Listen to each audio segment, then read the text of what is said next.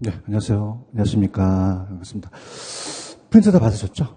투자론 제가 들어가겠습니다. 들어가셔서 이제 투자론 가는데, 일단은 기본서로는 투자론 파트를 같이 볼게요. 같이 보면서 이제 우리가 들어가는데, 기본서 아예 안 갖고 오셨나요? 기본서. 그래서 기본서 페이지, 우리가 이제 255페이지를 보시면 돼요. 그래서 이제 탁탁 테마식으로 이제 들어가는데, 250으로 가시면 거기 이제 지렛대 효과라는 게 있죠, 그죠? 지렛대 효과 보시면서 들어가도록 하겠습니다. 오늘 프린트 프린트 요약된 거 요거 보시면은 테마 1에 보시면 지렛대 효과라는 게 있죠, 그죠? 요거 이제 우리가 들어가도록 할게요. 그러니까 지렛대 효과에서 한 문제가 출제가 돼요. 그래서 이제 지렛대 효과 우리가 이제 들어가겠습니다. 자, 부동산 투자론 파트는 문제가 나온다면은 6에서 한 7문제인데 8문제가량 출제된 적도 있었어요. 그죠? 그래서 중요하기 때문에 이제 보는데, 자, 지렛대 효과입니다. 프린트 보시면은 지렛대 효과라고 돼 있죠. 그죠? 요거. 그럼 지렛대라는 것은 우리가 레버리지라고 하거든요. 영어로 레버리지. 그러면 우리가 타인 돈을 많이 빌리게 되면, 타인 자본을 빌리게 되면은 레버리지 효과가 커지지만, 자, 어때요? 그럼 수익률이 낮아지겠어요? 수익률이 높아지겠어요? 높아지죠? 그러면 자기 자본 수익률을 높이면서 위험도 감소한다, 위험도 무조건 증가한다? 증가해요. 그래서 우리가 레버리지는 항상 위험이 감소다, 위험이 증가다. 증가. 이렇게 해서 이제 위험이 무조건 증가한다. 이게 이제 금융 쪽 위험이 증가를 하거든요. 자금을 많이 융통해서 위험하다. 이렇게 보시는데, 자, 우리가 전세를 끼고 주택 산다는 얘기 들어보셨죠? 전세 계약이 끝나면 집값이 올라가는 것도 지렛대 효과 들어가고, 타인 돈을 빌려서 집값이 올라가면 지렛대 효과예요. 그러면 자, 거기 보시면 지렛대 효과가 정부 중립적 0이라는 지렛대 효과가 있죠. 자, 이걸 이제 우리가 가지고 보는데, 자, 플러스 정이 될 수 있고요. 정의 지렛대 효과가 될 수 있고, 그다음에 부가 될 수 있고, 마이너스가 될 수 있고, 0은 중립적이거든요. 중립적. 0의 지렛대 효과가 될 수 있다. 그럼 제일 커야 되는 게 자기 자본 수익률이 커야 돼요. 무슨 자본 수익률이 커야 된다? 자기 자본 수익률. 자기 자본 수익률이 지분이거든요. 자기 자본 수익률을 지분 수익률이 가장 낮아야 된다, 가장 높아야 된다. 높아야 되고, 그 다음에 총자본이 두 번째 오고, 총자본 수익률이 두 번째 오고, 자, 그 다음에 가장 낮아야 되는 게 그냥입니까? 저당 수익률입니까? 저당 수익률은 그냥요, 이거는 이자예요. 금리나 이자율이라고 돼 있죠. 저당 수익률. 그러니까 이거는 은행이 먹는 금리 같은 거, 대출 금리를 얘기를 합니다. 대출 금리. 자, 그래서 만약에 이게 반대로 가면은 이게 낮아질 수 있고요. 반대로 가면 또 같게 되면은 지렛대 효과가 중립적으로서 얘와 얘가 같아져요. 자, 그러면은 이 두 가지로 이제 우리가 파악하는데요. 두 가지로 파악하는데, 자, 그럼 만약에 20%가 얘가 되고요. 만약에 10%라면, 자, 이렇게 생각하세요. 지분은 그냥요, 자기가 투자한 거예요. 저당은 저분은 은행이 투자한 거죠. 이자다. 그래서 여기 이제 크게 되면은, 만약에 20에서 10을 빼면 플러스 10이 되죠. 마이너스 10이 돼요. 플러스 10이 돼요.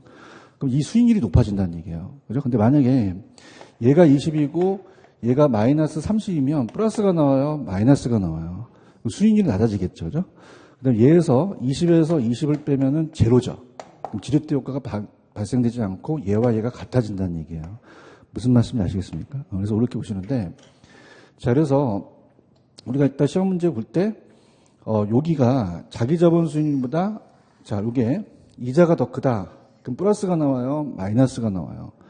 그럼 이건 부의 지렛대 효과가 정으로 전환될 수는 없죠. 자, 정으로 전환되려면 그냥입니까? 이자가 바뀌어야 됩니까? 이자 바뀌어야 되죠. 그래서 우리가 이 상태에서 부채비율을 낮춰도 정으로 전환될 수가 없습니다. 아시겠죠? 그러면 우리가 오늘 프린트 1번 문제를 한번 풀어보세요. 1번은 계산 문제가 아니기 때문에 충분히 풀 수 있습니다. 1번 풀어보세요. 자, 용어는 정답이 5번이 들었죠. 그죠? 일단 가볼게요. 타인 자본을 이용해서 레버리지를 활용하게 되면 위험이 감소한다, 무조건 증가한다? 증가해요. 자, 부의 레버리지 효과는 어떻게 됩니까? 얘가 마이너스가 다니까 이게 수익률이 항상 낮죠. 그럼 부채 비율이, 자, 어떻습니까? 부채 비율을 낮춰두래도 정의 레버리지 효과로 전환할 수가 있다, 없다? 없죠. 만약 전환이 되려면 저당이자가 낮아져야 돼요. 이거 이해 가셨죠? 그죠? 그다음 1번에 레버리지 효과는 타인 자본을 이용해서 부채 비율이 증감이 무슨 수익률에 영향을 미칩니까? 자기 자본 수익률 박스 치시고. 자, 정은 아까 뭐가 뭐보다 커요? 총 자본이 저당보다 크죠. 그다음에 중립적은 부채 비율이 변해도 어떻습니까? 자기 자본 수익률은 변한다, 변하지 않는다. 변하지 않고요. 부는 저당이 더 크니까 이거는 마이너스가 되죠. 부채 비율이 커지면 자기 자본 수익률이 상승한다, 하락한다. 하락한다 이렇게 보시면 돼요. 무슨 말씀인지 아시겠죠? 이렇게 잡으시고 그다음에 이제 2번 문제는 자, 보기와 같은 상황에서 임대주택에 투자해 1년간 자기 자본 수익률을 구하는데 자, 이거는 그 푸는 방식이 다 틀려요. 그래서 이제 이거는 그 뒤에 보시면 해설이 있을 거예요. 해설을 한번 뜯어보세요. 뜯어가지고 이렇게 딱 뜯어서 옆에다 놓고 그 박스를 보세요. 박스를 보셔서 그 2번 문제는 별표를 한 2개 정도 쳐놓으십니다. 얘가 시험 문제가 똑같이 한번 숫자만 틀려서 나온 적이 있었거든요. 그래서 이제 그 밑에 제가 해설을 해드리는 게 하나의 요령이거든요. 그래서 요령인데, 일단은 다음 보기와 같은 상황에서 임대주택 투자자의 1년간 자기자본 수익률이라는 게 돼 있죠? 그럼 들어볼게요. 자, 총 투자액은 얼마죠? 자, 이게 어떤 하고 갔더니 100만 원이라는 거야. 1억. 저기서 1억이라고. 그러면 차입금은 60백만 원이야? 6천만 원이죠. 그러면 자기 자본은 4천만 원이라는 얘기예요. 그 다음에 이자율이 몇 퍼센트죠? 8%가 되고, 순소득이 800만 원이죠. 그 다음에 자기 자본에 대한 그 1년간 임대주택 가격 상승이 2%라는 건 1억에서 2%가 200만 원을 벌었던 자본이득을 얘기를 합니다. 무슨 말씀인지 아시죠? 그래서 이걸 어떻게 푸냐면 일단 이렇게 원래는 여러분이 이제 자기 자본 수익률을 구하는 게 원래는 이렇게 돼요. 자기 자본 수익률은 나중에 이제 똑같은 문제가 책에 있어더라도 자기 자본이 그냥요 4천만 원이에요. 4천만 원이고 자 800만 원이 순소득이라는 것은 임대료에 대한 순소득을 얘기하죠. 그 다음에 1억에다가 지금 그냥입니까 2%가 올라갔습니까? 그럼 200만 원만큼 양도 차익을 얻었죠? 전체 수익은 1000만 원이라는 얘기예요. 1000만 원에다가 그냥에 대해 이자를 빼야 돼요. 그럼 돈 빌린 게 얼마죠? 6천만 원이죠. 6천만 원에다가 지금 이자율이 8%라고 돼 있을 거예요. 몇 퍼센트라고 돼 있다? 그럼 8%가 되니까 이건 0.08을 얘기하거든요. 그럼 이게 480만 원이에요. 그러면 이게 520만 원이 되고 1000만 원에서 480을 빼면 520이 되죠. 그죠? 520만 원에다가 4천만 원을 나누거든요. 4천만 원을 나눠서 원래 이게 0.13이니까 13%가 정답이 되거든요. 그죠? 이해하셨습니까? 근데 밑에 해설을 보세요. 해설을 보시면 제가 그림을 하나 그려놨죠. 그림 보고 계셔요? 그럼 어떻게 되냐면, 자 보세요. 지금 이건 100만 원이에요. 1억이에요. 그럼 100만 원을 다 지워보세요. 100만 원을 다 지운다면 100을 투자해서 60 빌리고 40을 내가 투자했죠? 그 다음에 은행이 8%, 우리가 8% 이자 갖고 왔으면 나는 얼마 수익률을 얻냐는 거죠. 그죠? 그래서 이거를 제가 이렇게 그립니다. 자, 그림을 지금 그려서, 자, 이제 집을 그리게 되면요. 자, 이렇게 이제 전체가 있어요. 전체가 있으면은, 자, 이렇게 합니다. 그러니까 이렇게 합니다. 이게 대한민국에서 이제 거의 다 강사들은 이렇게 강의하거든요. 그죠? 근데 이게 자기 자본이 내려가고 소득에서 이자를 빼게 되면은 아무 의미 없이 그냥 막 염리 계산을 하게 되거든요. 그러지 말고 전체가 지금 요 100만 원을 빼셨죠? 그러면 그냥입니까? 100을 투자했습니까? 100을 투자했죠. 이게 위가 총자본 수익률이고 총자본 수익률이고 그 다음에 여기가 내방 자기 자본 수익률을 구하고요. 자기 자본 수익률을 구하고 그 다음에 여기가 저당 수익률이거든요. 저당 수익률. 자, 그럼 전체가 지금 그냥요 100을 투자했어요. 800만 원을 벌었죠. 얘기해 보세요. 그죠? 그러면 그냥입니까? 여기 가격이 2%가 상승했습니까? 그럼 2를 먹은 거죠. 요거 이해가시겠습니까? 그러니까 전체 수익률은 10%가 된다는 얘기예요. 100에서 10이니까. 그런가요? 자, 여기가 은행이 투자했어요. 은행은 그냥입니까? 60을 투자했습니까? 나는 40을 투자했죠. 그럼 은행은 60에다가 그냥입니까? 이자를 8% 먹었습니까? 8% 먹었죠. 그럼 8% 먹으니까 0.08을 곱하거든요. 그죠? 그럼 우리가 60에서 4.8을 먹은 거예요. 그죠? 그럼 우리가 10에서 4.8 빼면 5.2가 되죠. 그죠? 그럼 나는 얼마 투자해서 얼마 먹은 거죠? 40 투자해서 5.1을 먹은 거죠. 그렇죠? 그러면 0.13이니까 13%를 먹은 거예요. 대답해 보세요. 이게 지렛대효과거든요. 그죠? 그래서 분위기가 안 좋아서 지금 그냥이야 100을 투자했어.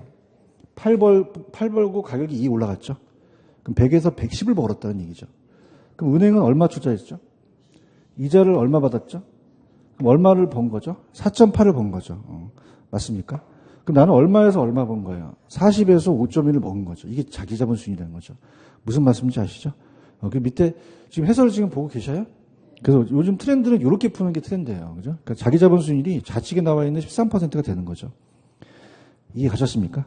그래서 이렇게. 그러니까 제가 말씀드리는 거는 이렇게 푸는 게 이제 강사들이 4천 내리고 소득 올리고 이걸 빼세요라고 하는데 아무 의미 없이 빼잖아요.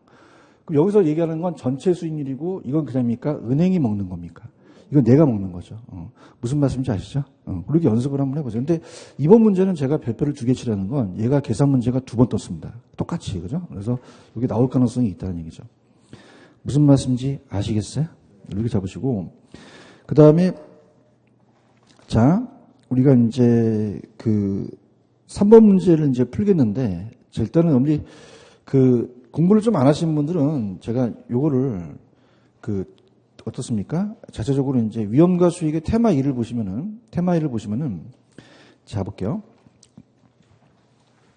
테마 1을 보시면 위험과 수익이라는 단어가 있죠? 자, 부동산 투자 위험은 확실합니까? 좀 불확실합니까? 그럼 기대 수익이 실현 수익에서 벗어날 수 있죠? 그래서 우리가 어떤 게 위험이냐면, 위험의 측정은 따보세요. 분산, 표준편차, 변이계수. 이게 다 뭘 측정하는 거죠? 위험을 측정하는 거예요. 보고 계십니까? 그 다음에 위험 단위당 수익이라는 건 이제 역수관계인데, 이거는 수익을 나타내는 건데 참고하시고, 그럼 부동산 투자에 대한 위험이라는 단어가 사금 법인율이라는 단어가 있나요?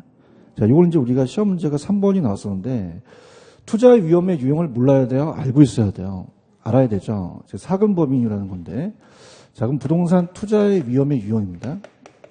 투자의 위험의 유형은 5가지가 있어요. 따라서 사금 법인율. 그래서 사업상이에요. 우리가 사업상 사업 자체에서 오는 위험으로서 자, 수익과 관련이 되죠. 그럼 3가지입니다. 시장, 운영, 위치적이라는 단어가 있나요?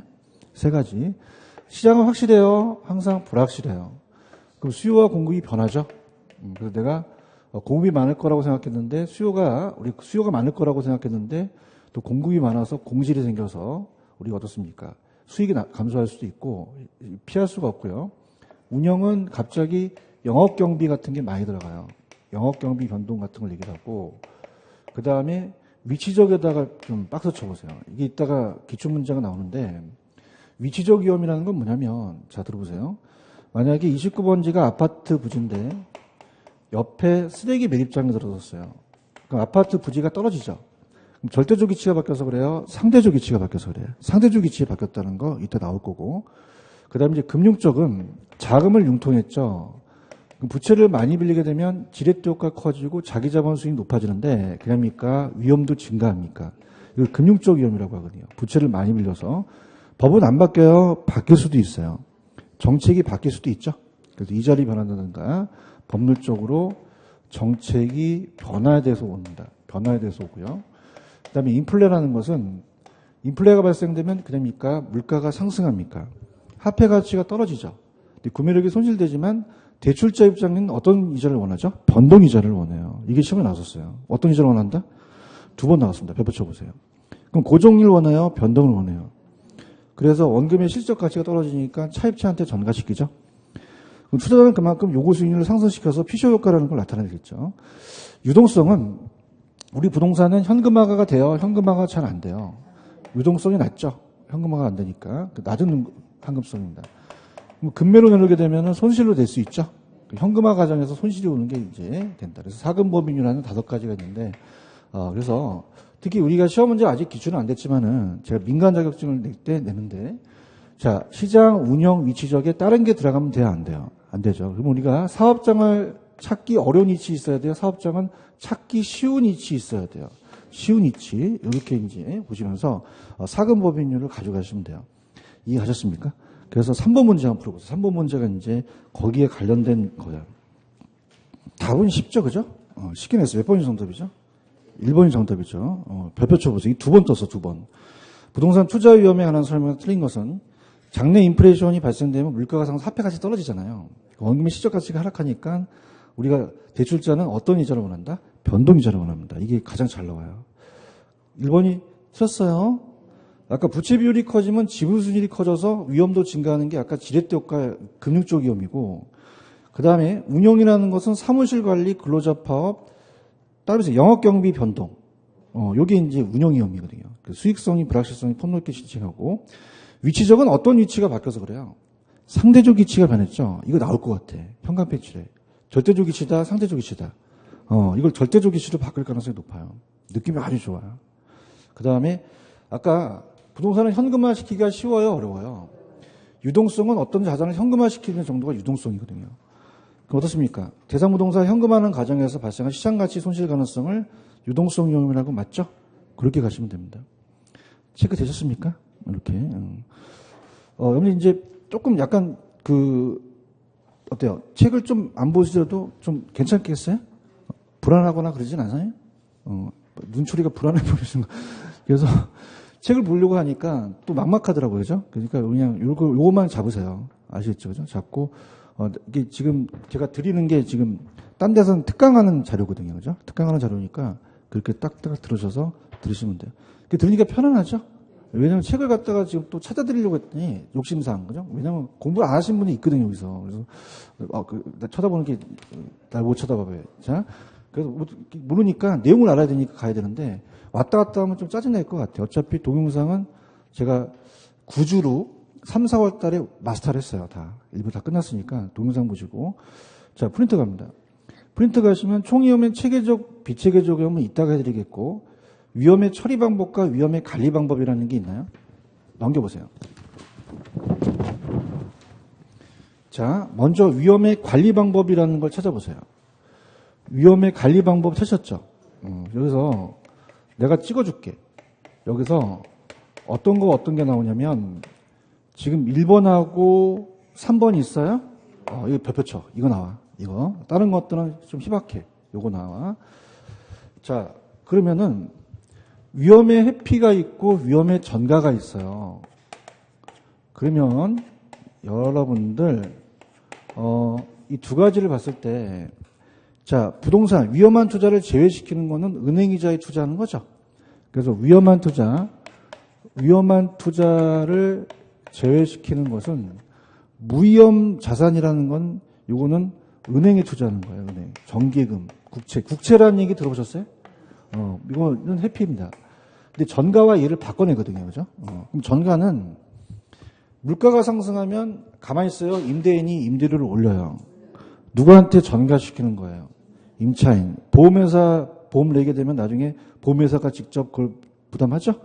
하청, 리스, 선분양 계약이든지 변동금리 계약, 수합 이런 것들이 다 위험의 전가입니다. 위험의 보유는 자기가 충당금 설정해서 지가 내는 건데 참고하세요.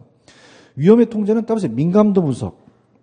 그럼 어떤 투입 요소에 따라서 산출료가 변했을 때 그걸 민감도 분석이라고 하거든요. 그래서 우리가 투입 요소에 따라서 결과치가 어떻게 바뀌는 게 무슨 분석이다? 민감도예요. 수익성에 대한 게 변동에 대해서 민감도가 클수록 더 위험한데 민감도는 그 의의만 나오고 위험의 처리 방법이라는 게 있나요?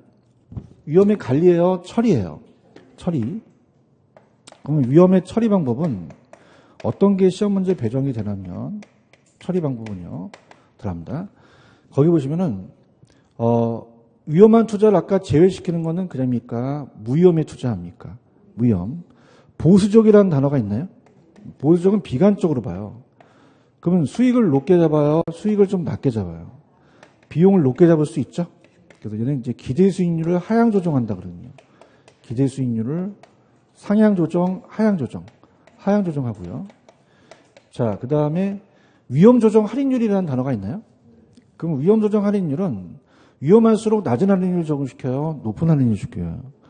요구 수익률이 할인율이거든요. 요구 수익률을 하향 조정한다? 상향 조정한다? 상향 조정한다는 거죠. 요거 이해 가셨죠? 이렇게 가시면 됩니다. 그러면은 4번 문제 맞힐 수 있었을 거예요. 4번 문제 가십시오. 제가 지적한 데서 나왔죠? 몇 번이 정답입니까? 3번. 위험도가 높은 자산을 투자해서 제외시키는 게 뭐예요? 위험의 전가가 아니라 회피가 되겠죠. 그죠? 그 다음에 1번 문제는 아까 유동성 위험 또 나왔죠? 투자 분석을 현금 전환하는 과정에서 발생한 시장 가치에 대한 손실 가능성이고, 수익은 가장 낮게, 그리고 비용은 높게 하는 것이 이게 보수적이에요. 수익과 비용이 불확실성을 투자 결정을 반영하고, 아까 수익성에 결정적인 영향을 주는 변수가 아까 가문도 분석, 민감도라는 게 있었죠? 결과치에 따라, 우리가 투입 요소에 따라 결과치가 바뀌고, 자, 투자금을 모두 자기 자본으로 조달할 때는 금융적 위험을 그냥 제거할 수 있어요. 근데 지렛대 효과는 발생하지 않겠죠. 무슨 말씀인지 아시겠어요? 이렇게 잡으시고, 그 다음에 이제 프린트로 갑니다. 프린트로 가셔서, 프린트로 가시면은 2페이지로 가셔서, 2페이지로 가시면은, 거기에 수익률이라는 개념이 있나요? 찾으셨습니까? 그 수익률. 자, 수익률은 평균에 대한 그 확률을 구해서 기대 수익률은 따라서 곱해서 더한다. 여기서 안 넣었지만 실현 수익률은 실현을 거꾸로 해보세요. 현실, 그 투자한 후죠. 그래서 기대와 요구를 가지고 갖고 따지는데 들어볼게요. 자, 그럼 우리가 내가 투자하려는 기대 수익률이 있어요. 그럼 내가 이제 어떤 대안을 투자합니다. 투자해서 저기서 투자 비용이 1억이 투자갔어요. 수익률이 항상 투자한다는 건 그 후에 해야 돼요. 그 전에 해야 돼요. 전에 해야 되죠. 그래서 이제 우리가 가란을 투자한다. 자, 그럼 기대 수익률이라는 것은 예상 수익이거든요. 기대 수익률을 갖고 따집니다. 그럼 기대 수익률은 내부예요, 내부. 자, 따보세요. 내부. 내 거. 그럼 남의 겁니까? 내가 투자하려는 겁니까? 내가 투자하는 거죠. 사후적이에요, 사전적이에요. 사전적. 주관적이에요, 객관적이에요. 자, 왜냐하면 시세가 1억이 들어가서 내가 이걸 투자해서 1억이 투자 비용이라고도 하고요. 시장 가치라고도 하거든요. 그래서 1억을 투자해서 예상 순수익을 구해요. 예상 순수익을. 그래서 우리가 2천만 원을 구한다면 20%의 수익이 났죠. 그럼 이걸만 갖고 가야 돼요? 요구 수익률을 가져와야 돼요. 요구 수익률은 그냥입니까? 최소입니까? 최소한 보장되는 거죠. 최대가 맞아요? 최소가 맞아요? 최소. 그래서 우리가 외부라는 자체는 내가 투자하려는 게 아니라 다른 투자 대안을 얘기하는 거죠. 그래서 제가 예전에 저랑 모의고사 나온 사람 저랑 내기하실래요? 그럼 갑자기 내기는 따라서 왜요? 그럼 내기하자가 자신감이 있죠? 그럼 기대가 더 커야 된다는 거죠. 그래서 요거는 이제 만약에 요구 수익률이 만약에 20% 나왔다. 그래서 포기한 기회비용의 성격을 갖고 있어요. 따라서 기회비용 성격을 갖고 있고요. 자, 그러면 어떻습니까? 우리가 자, 기대가 요거보다 작아야 돼요? 커야 돼요? 커야지만 투자하고 작으면 선택합니까? 기각합니까? 기각하죠. 그죠? 근데 이제 중요한 것은 맨 밑에 가시면 3번에 투자 균형이라는 단어가 있나요? 별 붙여보세요. 자, 우리가 만약에 기대가 요거보다 크면은 저 대안을 기각하겠어요? 선택을 하겠어요? 그럼 수요가 증가하죠? 근데 그냥입니까? 가격은 올라갑니까? 가격 올라가죠. 근데 여쭤볼게요. 투자를 했어요? 아직 안 했어요? 안 한 상태에서 가격만 올려놓죠? 내 투자 비용 올려놓는 거예요. 수익률이 반대로 낮아집니다. 기대 수익률은 상승한다? 오히려 하락한다? 하락하죠. 지금 보고 있어요? 자, 계속 하락해요. 나중에 기대와 요구가 같아져요. 같아지죠. 균형을 이루는 거죠. 근데 만약에 니은번에 요구가 크면은 선택을 하겠어요? 기각하겠어요? 그럼 수요가 안 하죠? 그럼 가격이 하락하죠? 투자를 했나요? 아직 안 했나요? 아직 안 한 상태에서 2천만 원까지 하락하게 되면 수익률이 올라갈 수도 있죠. 그럼 수익률은 반대로 움직입니다. 기대가 요구보다 커서 기대와 요구가 같아져요. 그럼 자, 편법으로 갑니다. 얘가 그냥입니까? 나중에는 같아집니까? 그럼 기대가 상승해야 돼요? 나중엔 하락해야 돼요? 하락해야 되고 기대가 나중에 상승해야지만 같아지죠. 대답해봐요. 그럼 기대 하락 상승에 지금 굵은 글씨가 돼 있죠? 그 시험 문제 예가 시험제 나옵니다. 그래서 그렇게 보시면 되고, 그 다음 밑에 가시면 투자 가치와 시장 가치라는 게 있나요? 찾았습니까? 그래서 우리가 투자 가치와 시장 가치라는 걸 이제 우리가 보겠는데, 자, 할게요. 자, 시장 가치라는 것은 시장에 나와 있는 시세를 얘기를 해요. 시세. 그럼 내가 20억짜리를 지금 사야 되니까 내가 투자 비용이 들어갑니다. 주관적이에요? 객관적이에요? 그럼 투자 가치가 더 커야겠죠. 그럼 투자 가치는 주관적입니다.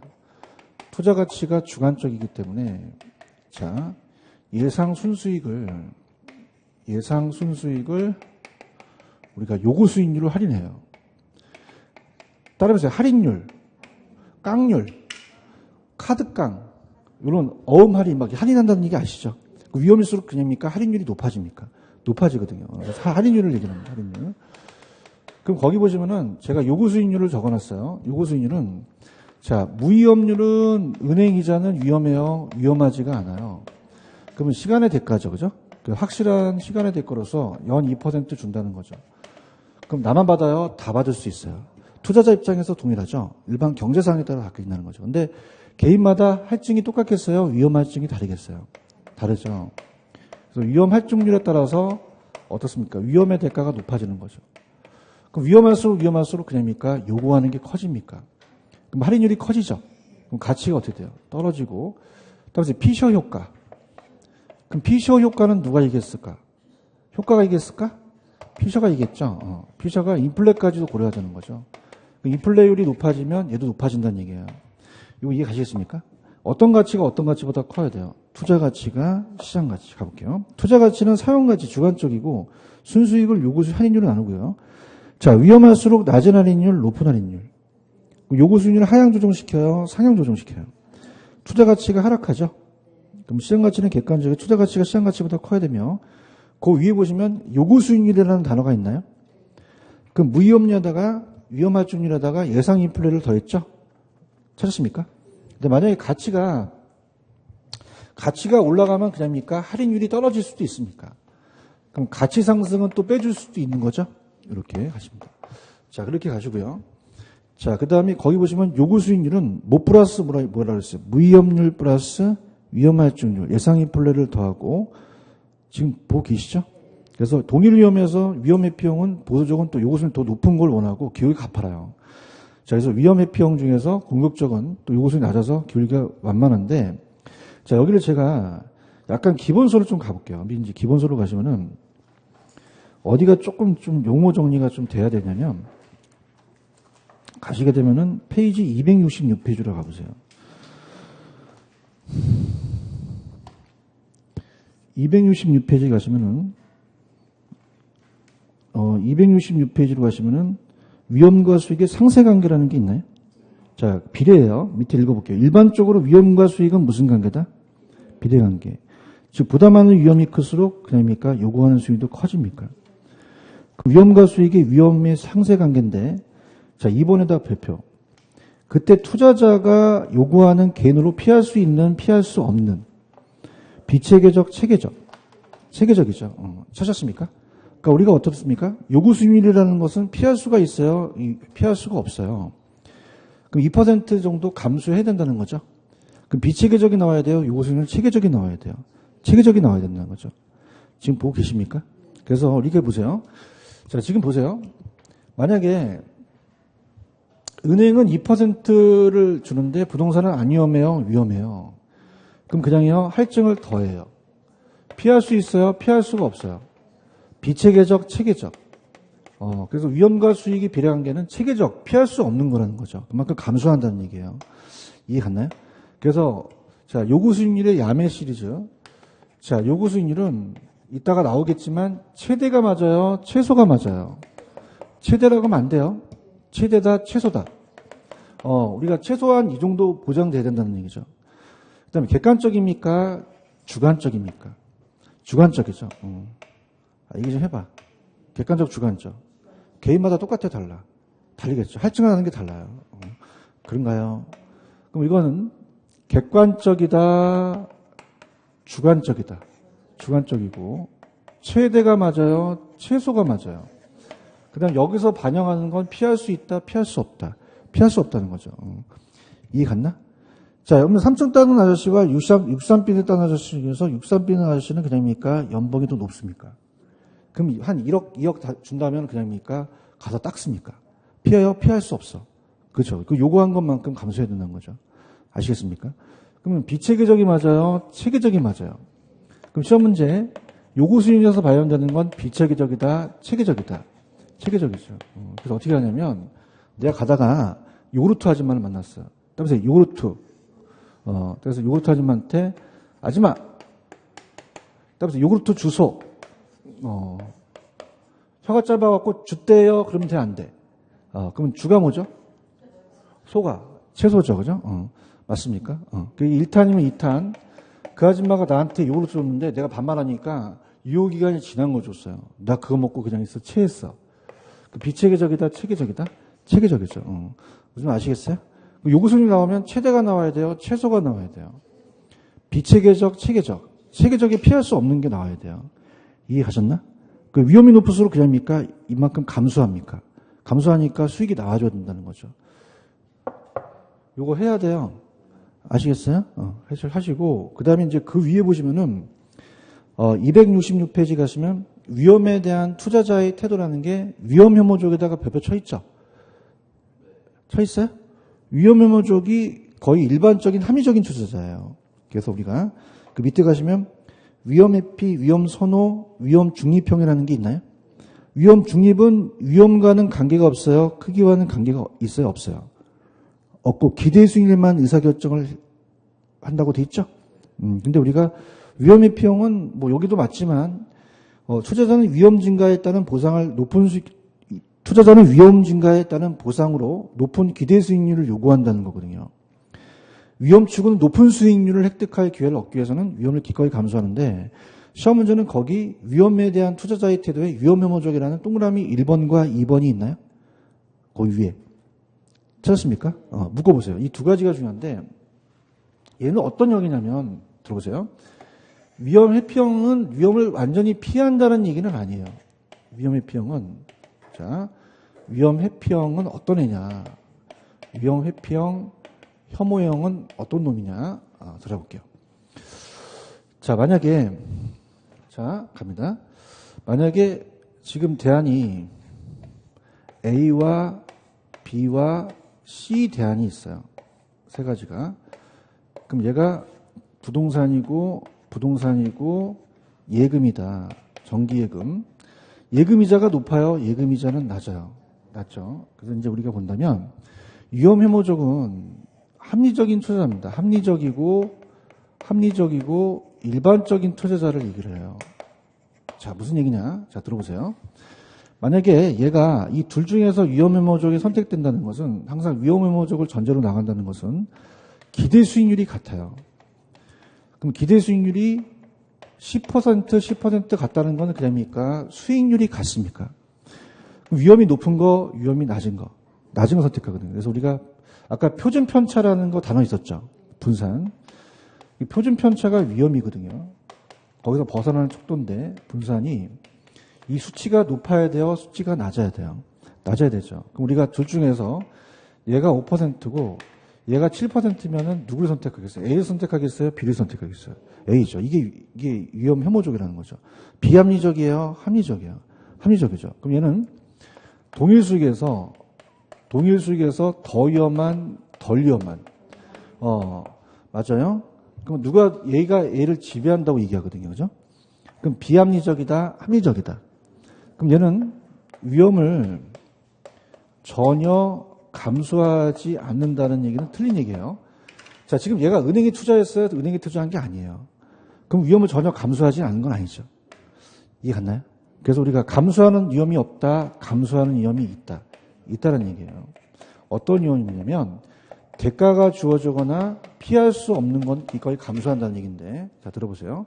제가 번지 점프를 얘기했었는데 번지 점프가 자 만약에 자 지금 갑돌이가 11m가 가장 공포스럽다는데 줄을 맸어요. 이렇게 줄을 매가지고 지금 뛰어내리라 그래요. 근데 얘가 어려서부터 고소공포증이 있어요. 뛰어내릴까 뛰어내리지 않을까? 않죠. 근데 전혀 안 뛰어내요. 뛰어낼 수도 있어요. 자, 그럼 어떻게 된다? 10만 원 주면 뛸까 안 뛸까? 안 뛰어요. 100만 원 주면 본인을 뛰는데 얘는 안 뛰어요. 그죠? 1000만 원 주면 아직은 생각해봐요. 1억 주면 그냥입니까? 뒤에서 밀라고 합니까? 더 뛸 수 있다는 거죠. 그러니까 대가가 주어지면 뛸 수 있다는 거죠. 유교 클럽 갔는데 조교가 뛰어내렸더니 어머 저 고소공포증이 있어요. 그럼 그냥이야 이게 믿어. 피할 수 있어 피할 수 없어. 제가 무슨 말이냐. IMF는 피할 수 있나요 없나요? 없는 건 감수를 해야 된다는 얘기예요. 이해 갔나? 근데 아까 내가 이 요구 수익률이 객관적이었어요? 주관적이었어요? 그럼 개인마다 똑같을까요? 다를까요? 달라요. 요구하는 게 다르죠. 그런가요? 자, 그럼 우리가 어떻습니까? 동일 상황에서, 지금 이렇게 동일 상황에서 요구하는 게 같다, 다 다르다. 달라요. 그럼 우리가 보세요. 자, 요게 이제, 따라서 Y축. 이게 기대 수익률이고, 수익률입니다. 요구 수익률이라고 할 수도 있고요. 수익률이고, 이게 위험이에요. 그러면 이렇게 위험 쪽으로 이렇게 아래로 볼록하는 게 따라서 무차별 곡선. 위험의 태도에 대한 게 무차별 곡선이 어떻습니까? 이게 위험 혐오적인 무차별 곡선이거든요. 근데 개인마다 똑같습니까? 기울기가 다릅니까? 그럼 1억 주세요. 1,000만 원만 주세요. 100만 원 주세요. 2만 원만 주세요. 할 수도 있죠. 그럼 같아요? 다 달라요. 그럼 더 요구하는 놈이 그냥입니까? 가파릅니까? 가팔라요. 보수적이라는 얘기죠. 이해하셨습니까? 그래서 그런 식으로 우리가 보시면 돼요. 무슨 말 아시겠어요? 그래서 기본수에 보시면은, 자, 기대 수익률이 동일한 경우 더 위험한, 덜 위험한. 그건 위험 혐오적이죠. 얘는 비합리적이에요, 합리적이에요. 그러면 수익률이 동일한다면 덜 위험한 것 쪽을 터득하는 것이 전혀 위험을 감수하지 않는다는 얘기하는 것은 아니란 얘기죠. 이해 갔나? 그래서 아까 제 프린트에 그게 만약에 동일 위험에서 어때요? 위험의 비용은 더 그냥입니까? 보수적입니까? 더 요구할 수 있죠? 가파르고 좀 공격적인 애는 좀 기울기가 완만하다는 거죠. 여기까지 이해 가셨어요? 가셨고 그 다음에 이제 자 기본소를 좀 보시면서 또 기본소를 좀 보고 이 평균 분산 결정법이라는 게 있거든요. 일단은 268페이지로 이제 가시면은 자 268페이지 가시면은 268에 중간에 3번에 2번에 평균 분산 결정법이라는 게 있나요? 자 그러면은 자 일단은 제 프린트를 보셔서 계산 문제를 한번 풀어볼게요. 계산 문제를 수익률이라는 계산 문제를 풀겠는데 자 일단은 지금 제가 4번까지 풀었죠. 그럼 계산 문제 7번을 제가 도와드려 볼게요. 7번을 가시면은 자 7번은 따르면서 기대 수익률 따라서 곱해서 더한다. 가중평균. 가상적인 아파트 투자 사업에 대한 미래 경제 환경 조건에 따라서 추정된 수익률의 예상치가 아래와 같다. 가정할 때 기대 수익률이라는 게 있죠. 자, 그래서 이거를 먼저 오리지널을 푸는 걸 가르쳐야 되겠지만 이것도 그냥 있다. 야매가 있다. 야매로 푸시는 게 빨라요. 이제 오리지널을 이제 가면은 자 들어보세요. 근데 이제 야매부터 생각하지 마시고 이론부터 먼저 가져가세요. 이론을 가져가시고 한 다음에 야매로 이제 제가 푸는 방법을 알려드릴 테니까. 자, 일단 가볼게요. 이게 지금 무슨 수익률을 구하는 거죠? 기대 수익률. 따라서 곱해서 더한다. 가중평균. 자, 그러면 우리가 확실합니까? 미래는 불확실합니까? 확률이라는 게 있어요. 지금 7번을 보고 있는 거요? 지금 비관적, 정상적, 낙관적 있어요? 그러면 비관적일 때 확률은 몇 퍼센트? 20%. 이 퍼센트예요. 정상적일 때는요. 60%. 그 다음에 낙관적일 때는 20%라는 거죠. 그럼 수익률을 잡아야겠죠? 수익률. 그럼 수익률은 이 곱해서 더하는 거예요. 수익률은 요거 몇 퍼센트? 4. 얘는요? 8. 얘는요? 자, 분명히 제가 이론부터 가져가라 그랬죠. 그죠? 자, 원래 얘가 퍼센트라면 뿅 간다고 해서 이걸 80% 하면 안 돼요. 자, 그냥입니까? 소수점으로 고쳐야 됩니까? 그럼 둘 다 고치면 둘 다 고치셔야 돼요. 그래서 한쪽만 소수점으로 고치시면 돼요. 그죠? 그래서 지금 요거를 한쪽만 고쳐서 자, 요것만 고칩니다. 0.2로. 내가 해줄 테니까 가만히 있어. 야매로 가서 푸는 거야. 가만히 있어. 쓰지 마. 그럼 0.2에다가 4를 하니까 0.8나. 쓰지 마. 이거 쓰지 마. 야매를 할 테니까 0.8. 0.8이고 그냥 내가 하면 끄떡 그냥 그래요. 0.6이죠. 그럼 4.8이 되죠. 그 다음에 이게 0.2가 되니까 2.6이 돼요. 그죠? 그럼 이걸 다 더하면은 0.8, 4.8, 2.6을 더하면 8.2%가 되거든요. 맞습니까?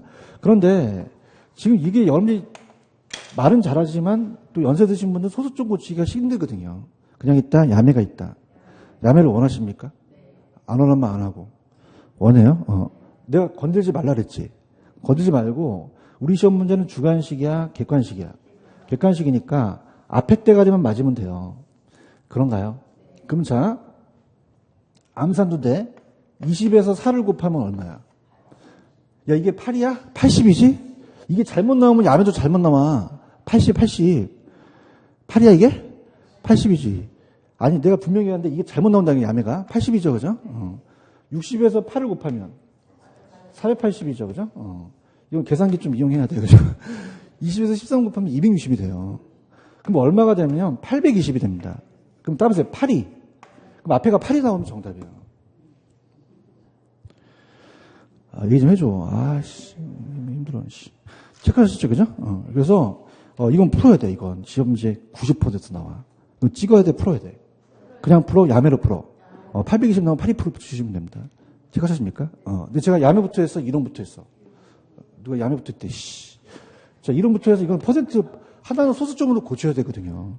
이해하셨습니까? 그러니까 이렇게 해서 이제 보는데, 시험 문제는 다 객관식이잖아요. 그냥입니까? 앞에만 나오면 됩니까? 앞에만 나오면 돼요. 아시겠죠? 그죠? 이거는 찍어야 돼, 반드시 맞춰야 돼. 그지? 이게 저번에 했던 차 안에 땡긴다 다음에 나오는 문제야. 이게. 왜냐면, 이거는 건져 가셔야 돼요. 무슨 말씀인지 아시겠습니까? 그러니까 우리가 올해 난이도가 높으면 계산 문제가 11문제까지 출제될 수도 있었거든요. 그러면 그게 다 기출에서 나와요. 이게 기출이거든요. 기출을 내도 틀린다는 걸 알고 있거든요. 그죠? 그래서 이거는 여러분들 7번은 가져가셔야 됩니다. 체크하셨죠? 이거 안 나와도 나와야 돼. 기도합시다. 나오게. 그래서 이거는 거의 시험 문제 모의고사 나오면 거저 먹게요. 체크하셨습니까? 그러니까 강사가 그 장에 대해 시간을 좀 줄여줘야 돼. 줄여서 빨리빨리 풀라는 거죠. 반응이 없어. 재미도 없어. 자, 비타 500원 더 갖다 줬네. 먹고 좀. 바라는 건 아니야. 자, 820 푸세요. 그래서 이게 가십니다. 이 갔어? 그다음에 곱해서 더한다. 가중 평균. 평균을 냈다는 게 평균이 바로 수익을 얘기를 해요. 뭘 얘기한다? 수익. 근데 따라서 표준 편차. 따라요. 표준 편차. 위험. 분산도 위험이죠. 그럼 잡을게. 보세요. 여러분들이 만약에 민법하고 개론을 시험 문제 봤는데 모의고사를 봤어. 그러면 평균이 몇 점 맞아야지 평균이야. 평균이 60점이죠. 이 평균을 내는 게 수익을 구하는 거거든요. 그죠? 그럼 여기서 벗어나면 안 위험하다, 위험하다? 위험해요. 그죠? 그럼 모의고사가 좀 어렵게 나오면 막 점수가 안 나오고 모의고사 쉽게 나오면 점수가 많이 나올 수 있잖아. 뭐 여러분들은 어려우나 쉬우나 똑같겠지만. 그죠? 그럼 여기서 벗어나는 게 그래서 표준 편차 벗어난다는 얘기. 벗어날수록 위험하다는 거예요. 그런가요? 민법 막 30점이 왔다 갔다 해요. 표준 편차가. 근데 개론은 한 5점의 편차밖에 안 나요. 그럼 누가 위험할까요? 민법이 더 위험하죠. 이게 차가 너무 많이 심하니까. 이해 갔나? 그런 걸 나타내는 게 표준 편차가 위험이에요. 표준 편차의 제곱이 분산. 그럼 표준 편차 분산은 다 위험을 얘기합니다. 뭘 얘기한다? 위험. 그래서 지금 아까 그 기본서 보고 있어요? 자, 263페이지는 보고 있는 거예요? 평균 분산 결정법이라는 게 있어요? 그럼 자, 평균은 저거. 그다음에 수익. 좀 전에 제가 곱해서 더한다는 가중평균이 있었죠? 수익이고. 분산은 수익이에요? 분산은 위험이에요? 위험이죠. 이걸 가지고 결정하는 게 평균 분산 결정법이에요. 자, 그럼 가볼게요. 자, 지금 A와 B가 있습니다. A와 B가 있으면은, 여러분들 기대 수익률이 같아요. 그럼 기대 수익률이 같으면 위험이 높아야 돼요? 위험이 작아야 돼요? 작아야 되죠.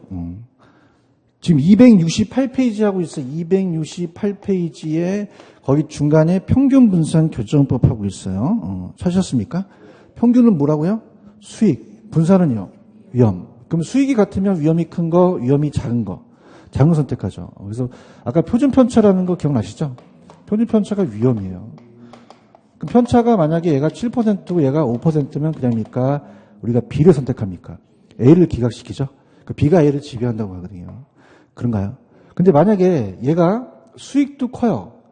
그럼 꼭 얘가 위험하다고 볼 수는 없는 거죠. 그래서 나온 게 따보세요. 변이계수. 변이계수라는 단어가 있나요? 그 상대적인 그 변수를 얘기한 건데. 변이계수가 높아야 돼요? 낮아야 돼요? 낮아야 되죠. 그럼 이건 어떻습니까? 요거 둘 중에서 크기가 높은 게 좋아요? 낮은 게 좋아요? 낮은 게 좋죠. 그런가요? 그래서 옛날에 기출됐던 게 만약에 수익률이 얘가 A가 자 지금 A가 어떻습니까? 수익률 자체가 만약에 똑같다면 아까 위험이 작은 거 선택했잖아요. 그죠? 근데 우리가 다 틀리면 선택이 가능하다, 선택이 좀 어렵다. 어렵다는 거죠. 그렇죠? 자, 예를 들어서 얘가 만약에 10%고 얘가 14%면 수익률이 똑같아요? 수익률이 달라요? 다르죠. 그렇죠? 그다음에 이제 어떻습니까?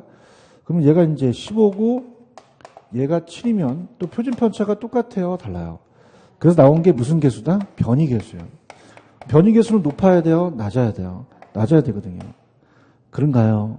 그럼 A를 대입시키게 되면 A가 7에서 10이니까 0.7이 되고 자, B에 대한 변이계수는 어떻습니까? 만약에 이게 15가 올라가고 자, 우리가 14가 내려오니까 1.07이에요. 그럼 큰 게 좋아요? 작은 게 좋아요?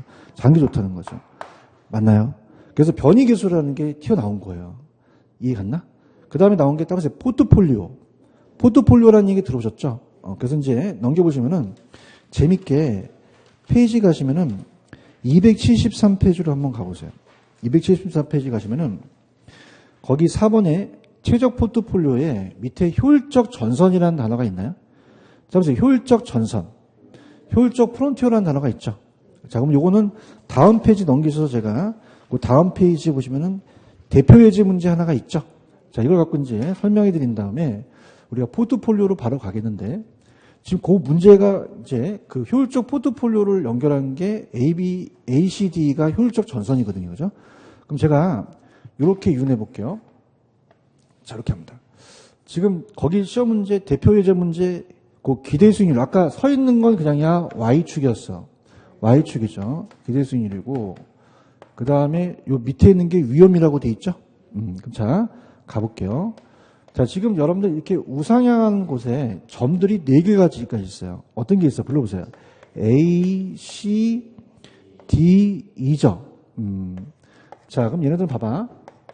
만약에 여기가 여러 개 대안이 있어요. 그럼 수익은 낮아야 돼요? 수익은 높은 게 좋아요? 위험은요? 자, 이건 수익이 같으니까 여기 있는 대안들보다 얘가 낫죠? 얘가 얘네들 지배하고 여기는 그냥입니까? 위험이 같습니까?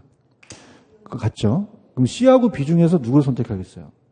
C를 선택하겠죠. 그럼 C가 B를 지배하는 거죠. 얘기해봐요. 그 다음에 얘는 어떻게 돼요? 여기서 제일 큰 거 선택하는 거죠? 제일 선택하는 거죠. 그럼 얘네들은 우열을 가리기 어렵죠. 그럼 얘네들을 따라서 이 점을 따라서 효율적 포트폴리오. 효율적 포트폴리오라고 하거든요. 그 포트폴리오 하기 그냥이 아주 좋은 대안이야. 좋은 대안이죠. 그래서 얘네들을 효율적 포트폴리오라고 하고, 자, 이걸 집합시키면 그냥입니까? 선이 만들어집니까? 이 전선이 따라서 효율적 전선.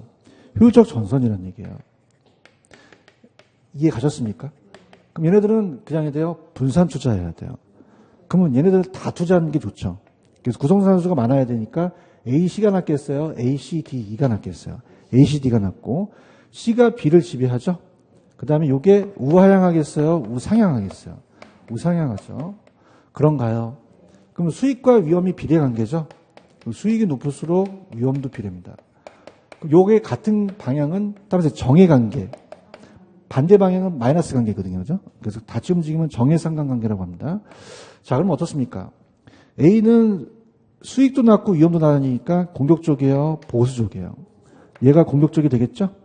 그 다음에 이제 이걸 풀어봤으니까 AC보다는 AD가 더 수익이 높겠죠? 이해하십니까? 이렇게 나타나는 게 무슨 전선이다? 효율적 전선이에요. 무슨 전선?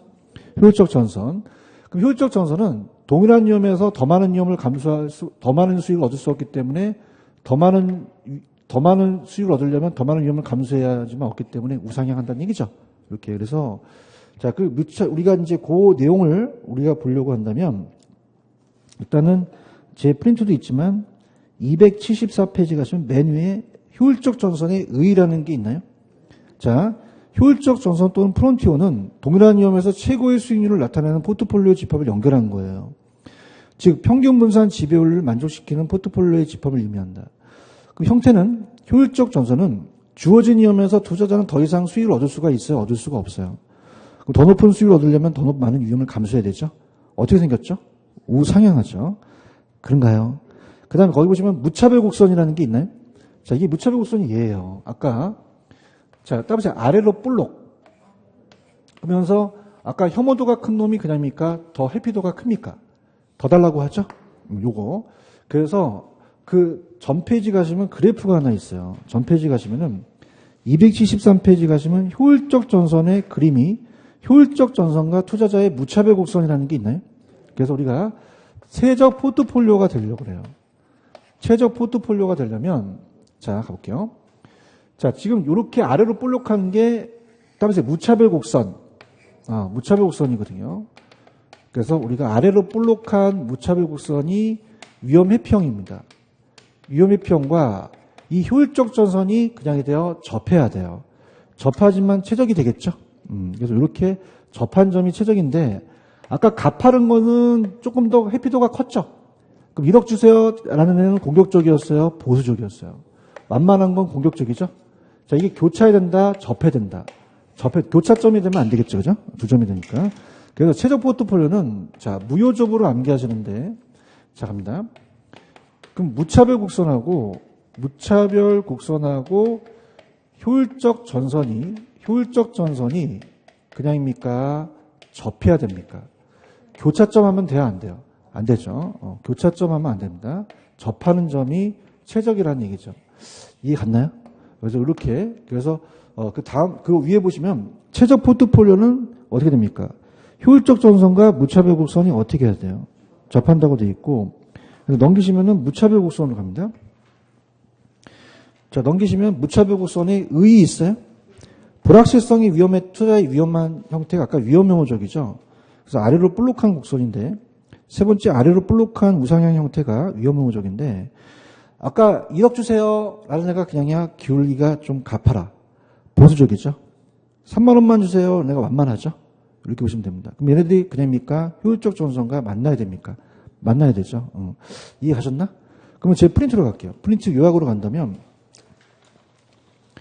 자, 이 페이지로 가시면 제 프린트에 2번에 최적 포트폴리오라는 게 있나요? 자, 효율적 포트폴리오는 평균 분산 원리에서 선택된 포트폴리오 같은 값이면 낮은 위험, 높은 수익이고 효율적 전선 프론티어는 효율적 포트폴리오 집합했어요. 그냥 우상향이에요.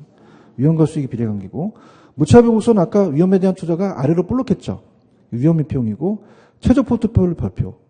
효율적 전선과 무차별 곡선이 어떻게 돼요? 접해야 되죠. 교차하는 점이 아니죠. 그렇게 보시면 됩니다. 이해하셨습니까?